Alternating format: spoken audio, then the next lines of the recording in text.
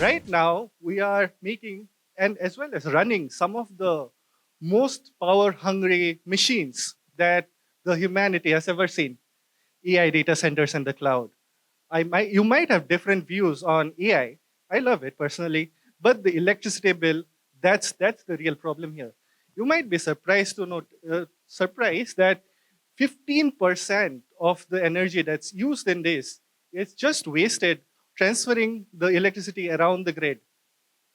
That's equivalent to around 6 million households electricity needs. You see how big that problem is? It's mostly lost as heat in transferring the electricity around. There's a way to plug that leak. It's called silicon carbide. It's silicon's tougher sibling, which gets less limelight, but it's built for the heat and high voltage and high power.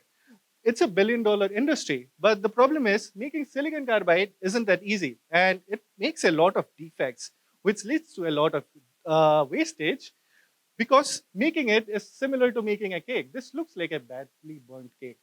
It looks prettier under UV, but yeah. So it is made in a graphite oven. Imagine you are making a cake which is sealed, and you use $10,000 of raw material, and then you open up and found out, okay, it got burnt or it got cracked. That's what happens in silicon carbide processes.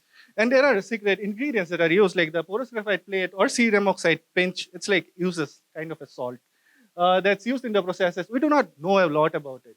My work is to understand all of it. So instead of making this huge cake, I go small, like make a muffin in a small scale oven as well as a small scale crucible.